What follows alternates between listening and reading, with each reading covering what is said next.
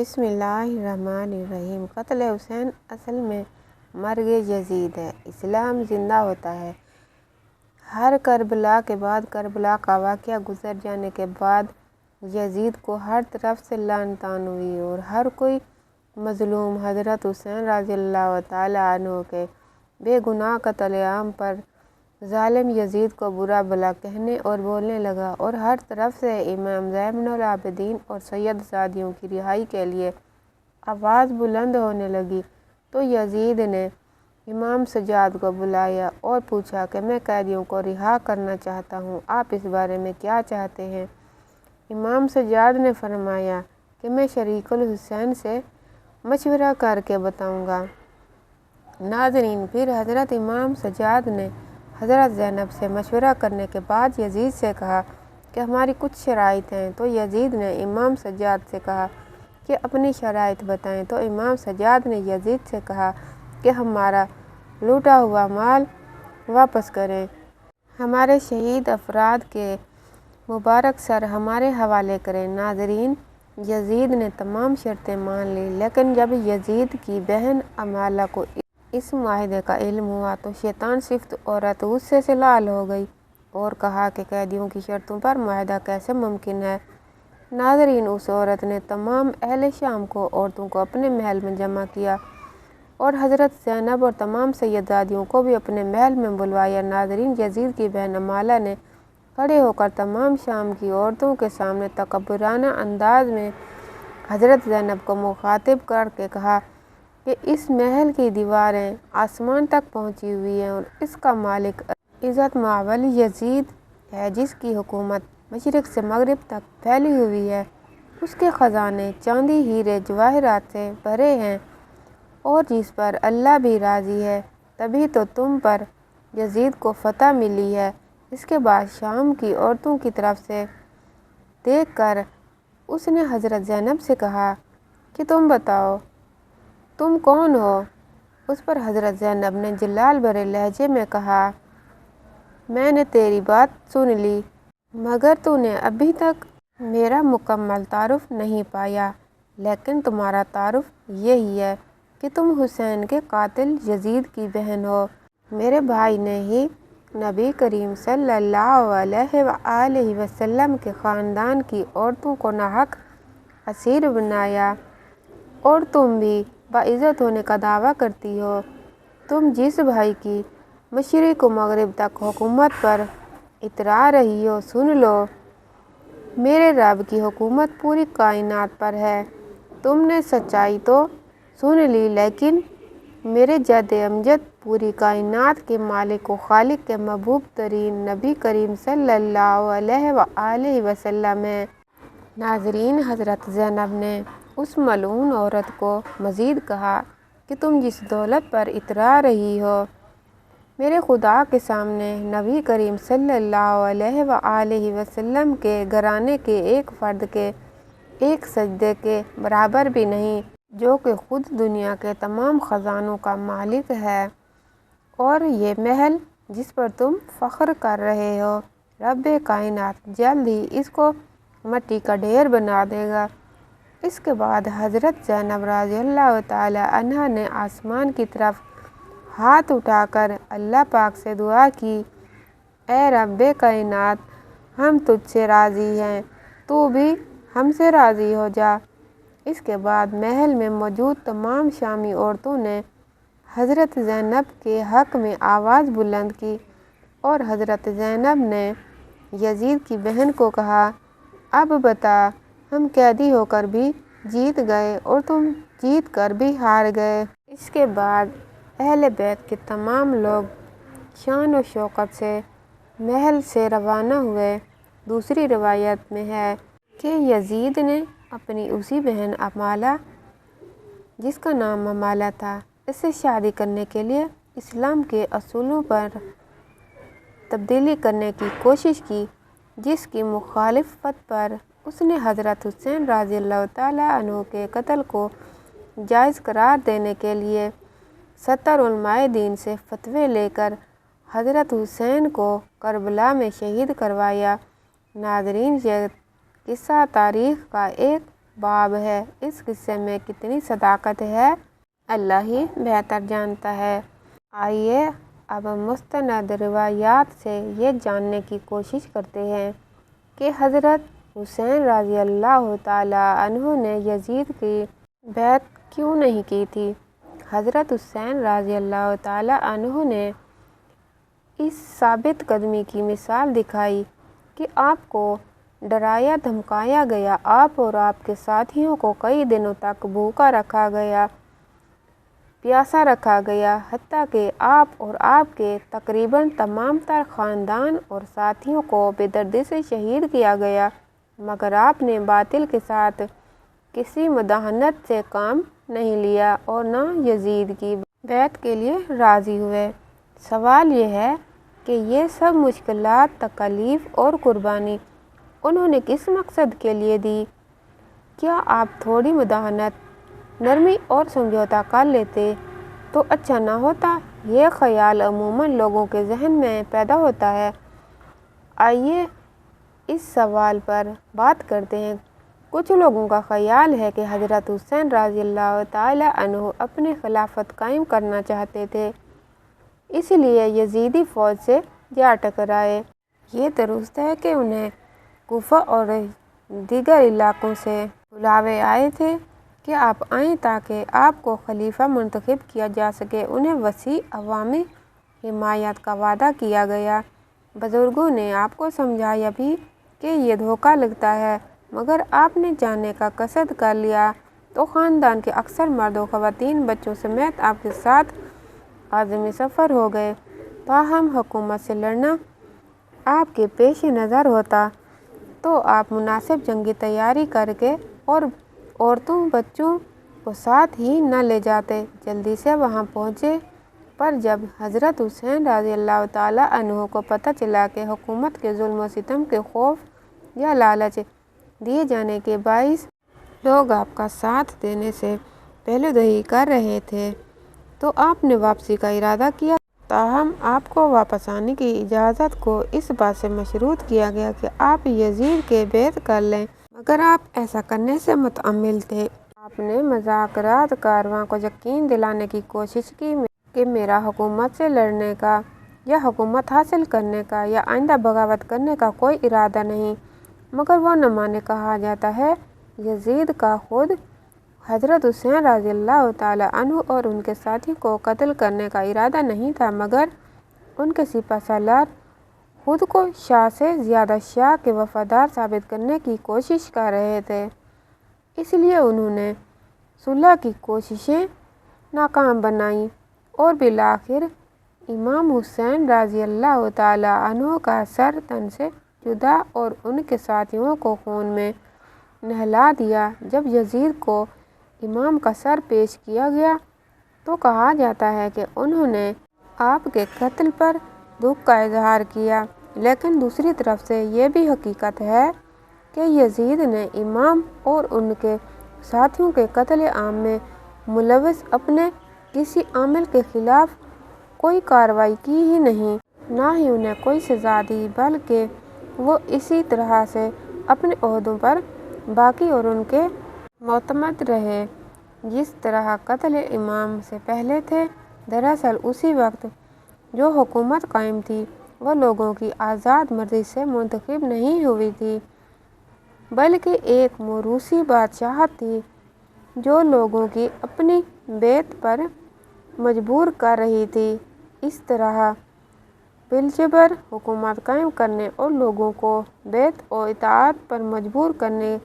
کی اسلام اجازت نہیں دیتا۔ یہ امامت برحق نہیں تھی، لہٰذا امام حسین رضی اللہ تعالیٰ عنہ نے سوچا کہ اگر وہ حق پر استقامت اور ثابت قدمی دکھانے کی بجائے یزید کی بیعت کر لیتے اور مصلحت گوشی پر مداحنت سے کام لے لیتے تو اس بات کا خدشہ تھا کہ رسول کریم صلی اللہ علیہ وآلہ وسلم کا مقدس نواسہ ہونے کی بنا پر اہل اسلام آپ کے طرز عمل کو امام باطل و فاسق کی زور زبردستی والی بیعت کے لیے حجت سمجھ لیتے اور یہ ایک بڑی نظیر بن جاتا۔ آپ اگر چاہتے تو مزاحمت سے کام لے لیتے اور ظاہری طور پر یزید کی نقلی بیعت کر لیتے۔ اس طرح آپ اور آپ کے ساتھیوں کی جانیں بچ جاتی، مگر آپ نے ایمانی غیرت کا مظاہرہ کرتے ہوئے رخصت کی بجائے عزیمت کا راستہ اختیار کرنے کا فیصلہ کیا۔ یوں انہوں نے سکھا دیا کہ موت یا کسی دوسرے نقصان کے خوف سے حق کو چھوڑ کر باطل کی حمایت کرنا مردوں کا شیوا نہیں۔ لہٰذا حضرت امام حسین رضی اللہ تعالی عنہ نے امام باطل کی بیعت کرنے سے انکار کر دیا اور اپنی قولی و عملی شہادت اور عظیم الشان قربانی کے ذریعے قیامت تک کے لیے لوگوں پر راہ عظیم مثال قائم کر دی۔ آپ نے سکھایا کہ اگر آئندہ حق و باطل کے درمیان اس طرح کا معرکہ برپا ہو، حق و باطل میں ترجیح و انتخاب کے موقع آئے، یا کوئی فاسق اور ظالم لوگوں پر بالجبر اپنی حکومت مسلط کرنے کی کوشش کرے، تو آزادی، قانون کی بالادستی، جمہوریت اور انسانی وقار کے لیے علمبردار کسی مداحنت سے کام نہ لے، جرأت دکھاتے ہوئے حق کے ساتھ سینہ تان کر کھڑے ہوں اور باطل کے ساتھ کسی بھی طرح کی حمایت اور تعاون سے سرے سے انکار کر دیں۔ حقیقت یہ ہے کہ حضرت امام حسین رضی اللہ تعالی عنہ حریت، جوابدہ حکومت، انسان دوستی اور حق و صداقت کے لیے کوشاں لوگوں کے لیے مشعل راہ ہے۔ یہاں یہ بھی جان لیجیے کہ کیا امام احمد بن حنبل نے یزید بن معاویہ کے کفر کا فتویٰ دیا ہے؟ اس حوالے سے امام احمد حنبل رحمۃ اللہ علیہ کے بیٹے نے اس یزید کے بارے میں سوال کیا تو آپ رحمۃ اللہ علیہ نے جواب دیتے ہوئے ارشاد فرمایا، میرے بیٹے، کیا ایسا ممکن ہے کہ کوئی اللہ پر ایمان رکھنے کا دعویٰ کرے اور پھر یزید سے بھی دوستی رکھے؟ اور ایسے شخص پر میں احمد بن حنبل لعنت کیوں نہ کروں جس پر قرآن میں اللہ نے خود لعنت کی ہو؟ فرزند نے عرض کیا، قرآن میں کس جگہ اس پر لعنت ہوئی ہے؟ تو انہوں نے جواب دیا کہ اللہ کے اس فرمان میں، بس اے منافقو، تم سے توقع یہی ہے کہ اگر تم قتال سے گریز کر کے بیچ نکلو اور حکومت حاصل کر لو تو تم زمین میں فساد ہی برپا کرو گے اور اپنی ان قرابتی رشتوں کو توڑ ڈالو گے جن کے بارے میں اللہ اور اس کے رسول صلی اللہ علیہ وآلہ وسلم نے مواصلت اور مودت کا حکم دیا ہے۔ یہی وہ لوگ ہیں جن پر اللہ نے لعنت کی ہے اور ان کے کانوں کو بہرا کر دیا ہے اور ان کی آنکھوں کو اندھا کر دیا ہے کہ قتل امام حسین سے بڑھ کر بھی کوئی فساد ہو سکتا ہے۔ یزید کی ابتدائی زندگی اور حالات و واقعات اور اس کی زندگی پر اگر نظر ڈالی جائے تو معلوم ہوتا ہے کہ یہ نوخیز اور الگ قسم کا نوجوان ہے۔ مسلمان گھرانے میں پیدا ہونے کے باوجود اسلام کی اصل روح سے روشناس نہ ہو سکا تھا۔ یہی وجہ ہے کہ وہ اسلام اور اسلامی تعلیمات سے یکسر بازی تھا اور دینداری سے ہٹ کر اگر انسانی اقدار و قوانین کی بات کی جائے تو اس نے ان کو بھی پامال کرنے میں کوئی کسر نہ چھوڑی تھی۔ یعنی وہ اعلانیہ اپنی ماں، بہن، بیٹیوں تک شہوت کا نشانہ بناتا اور ان کے ساتھ نکاح کو جائز قرار دیتا تھا۔ بیان کیا جاتا ہے کہ حضرت عبداللہ بن حنظلہ رضی اللہ تعالی عنہ مدینہ کے بزرگوں یعنی سرداروں میں سے تھے اور آپ اس وفد کا حصہ تھے جو اہل مدینہ کی طرف سے یزید کے حالات معلوم کرنے کے لیے یزید کے پاس گئے تھے۔ آپ کے ساتھ آپ کے 8 بیٹے بھی تھے۔ وہاں سے واپسی پر یزید نے آپ کو بطور خوش آمد 1,00,000 درہم دیے اور آپ کے بیٹوں میں سے ہر ایک کو 10,000 درہم دیے۔ اس کے علاوہ انہیں سواریاں اور خلعتیں بھی دیں۔ جب حضرت عبداللہ مدینہ منورہ پہنچے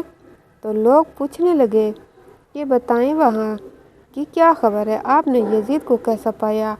آپ نے فرمایا میں ایک ایسے شخص کے پاس سے آ رہا ہوں، اگر میرے ان بیٹوں کے علاوہ کوئی بھی میرا ساتھ نہ دے تو میں پھر بھی اس سے ضرور جنگ کروں گا۔ لوگوں نے کہا کہ ہم نے تو سنا ہے کہ اس نے آپ کو خوب عزت و توقیر کی اور آپ کے کچھ مال و متاع سے بھی نوازا۔ آپ نے فرمایا ہاں یہ تو اس نے کیا، اور یہ سب کچھ میں نے اس لیے قبول کیا کہ اس کے ساتھ میں اس کے خلاف تقویت حاصل کروں گا۔ یہ سن کر سب لوگ بھڑک اٹھے اور آپ کے ہاتھ پر بیعت کر لی۔ ایک زمانے میں اہل مدینہ نے بنو امیہ کو مدینہ منورہ سے نکال دیا اور اعلانیہ یزید کی برائی بیان کرنے لگے۔ سامنے یزید کے خلاف حضرت عبداللہ بن حنظلہ کے ہاتھ پر بیعت کر لی۔ پھر حضرت عبداللہ نے فرمایا اے قوم خدا سے ڈرو، بس خدا کی قسم ہم نے اس وقت تک یزید کی بیعت نہیں توڑی یہاں تک کہ ہمیں خوف ہوا کہ ظلم اور زیادتی کے سبب کہیں ہم پر آسمان سے پتھر نہ برس پڑیں، یعنی برائی بہت ہی عام اور بڑھ گئی، کیونکہ یزید ایک ایسا شخص تھا جو ماؤں، بیٹیوں اور بہنوں کے ساتھ نکاح جائز کر دیتا تھا اور شراب بھی پیتا تھا۔ علامہ ابن حجر مکی رحمۃ اللہ علیہ نے تو اس روایت میں یہ بھی اضافہ کیا ہے کہ یزید وہ ظالم شخص تھا جس نے رسول اللہ صلی اللہ علیہ وآلہ وسلم کی اولاد کو شہید کیا۔ ناظرین، یہ ایک متفقہ روایت ہے جو تاریخ کی درجنوں کتب میں موجود ہے۔ اس کے مطابق حضرت عبداللہ بن حنظلہ رضی اللہ تعالی عنہ نے یزید کے ذہنی افکار کو بڑی وضاحت سے بیان کیا، یعنی ہر عقل و شعور رکھنے والا آدمی بآسانی یہ سمجھ سکتا تھا کہ یزید کے دل و دماغ میں ہر وقت کس قسم کے خیالات سوار رہتے ہوں گے، اور وہ سیدزادیوں اور امہات المومنین وغیرہ کے متعلق بھی کس قسم کا ذہن رکھتا ہوگا۔ چنانچہ ایک مرتبہ تو اس نے وہ غلیظ حرکت کر ڈالی کہ جس کا معاذ اللہ کسی مسلمان کو سوچ بھی نہیں سکتا تھا، یعنی اس نے سیدہ ام المومنین حضرت عائشہ صدیقہ رضی اللہ تعالی عنہا کو ہی عقد کا پیغام بھیج دیا۔ اس وقت سیدہ ام المومنین بڑھاپے میں تھی اور آپ رضی اللہ تعالی عنہ کی وفات میں تھوڑا ہی عرصہ رہ گیا تھا۔ یزید لعین کا پیغام نکاح جیسے ہی ام المومنین حضرت عائشہ صدیقہ رضی اللہ تعالی عنہا تک پہنچا تو مدینہ بھر میں اس کا شور برپا ہو گیا۔ تمام اکابرین اسلام نے قرآن مقدس سے نص صریح دکھا کر اس بدبخت یزید کو بہت کچھ لعنت و ملامت کی۔ یہ بات جب یزید کے والد معاویہ تک پہنچی تو آپ رضی اللہ تعالی عنہ نے کسی نہ کسی طرح اس بڑھتے ہوئے فتنہ شخص کو اپنے انتقام پر خاموش کر کے روک دیا اور ہرا دیا، یعنی معاملے کو طول دیے بغیر ہی ہر کسی کو خاموش کروا دیا۔ اس واقعہ کا ذکر شاہ عبدالحق رحمۃ اللہ علیہ نے اپنے مشہور زمانہ کتاب مدارج النبوت میں اس مقام پر کیا کہ یزید کے جوان مرنے کی وجہ لکھی تو آپ لکھتے ہیں کہ ایک تو یہی ہے کہ اس بدبخت نے حضرت ام المومنین سے عقد کی کوشش کی، اور دوسرے یہ کہ اس نے حضرت امام حسین رضی اللہ تعالی عنہ کا خون ناحق بہایا۔ ہم مزید دیکھتے ہیں کہ خداوند عالم امہات المومنین کو رسول اللہ صلی اللہ علیہ وآلہ وسلم کی تعظیم و تکریم کے لیے امت پر حرام گردانا ہے، اس لیے یہ عورتیں جنت میں بھی پیغمبر خدا کی زوجیت میں ہوں گی۔ چنانچہ ایک کتاب میں ہے کہ ایک دفعہ طلحہ بن عبداللہ نے کہا تھا کہ پیغمبر خدا کی وفات کے بعد میں بھی حضرت عائشہ صدیقہ رضی اللہ تعالی عنہا سے نکاح کروں گا۔ چنانچہ طلحہ کے اس ارادہ پر اللہ تعالیٰ نے قرآن مقدس کی وہ آیت نازل فرمائی جن میں کہ ازواج رسول اللہ صلی اللہ علیہ وآلہ وسلم سے نکاح سے منع فرما دیا گیا۔ آپ آگے مزید لکھتے ہیں کہ بعض کتب میں یہ لکھا ہے کہ یزید ملعون نے بھی ام المومنین حضرت عائشہ صدیقہ سے عقد کی درخواست کاری کی تھی۔ تب लोगों ने उसे ये आयत पढ़कर सुनाई और वो रुक गया। नाज़रीन, ये गलीज़ हरकत किस बिना पर की थी, इसके बारे में हम कुछ नहीं कह सकते, मगर इतना ज़रूर कहेंगे कि वो लोग जो यजीद को सालिहीन उम्मत में खड़ा करने की कोशिश करते हैं और हाफिज़ कुरान व कारी ये हदीस साबित करने की कोशिश करते हैं, तो वो ज़रा होश के नाखुन लें, क्योंकि अगर वो यानी यजीद मलून कुरान करीम के मुक़द्दस अहकामात पर ईमान लाता तो उसकी आँखों में जनाब रसूलुल्लाह सल्लल्लाहु अलैहि वसल्लम की इज़्ज़त व तौक़ीर होती और वो कभी भी ऐसी नाशाइस्ता हरकत करने की जुर्रत ना करता। अल्लाह पाक हमें हर बुरे अमल से बचाए और हमारा ख़ात्मा ईमान पर फरमाए। आमीन सुम्मा आमीन। तो आज की सच्ची इस्लामी वीडियो आपको कैसी लगी, कमेंट बॉक्स में राय का इज़हार ज़रूर कीजिएगा और वीडियो को लाइक और चैनल को सब्सक्राइब करना मत भूलिएगा। इंशाअल्लाह ताला कल अगली वीडियो के साथ हाजिर होंगे। कल तक के लिए अल्लाह हाफिज़।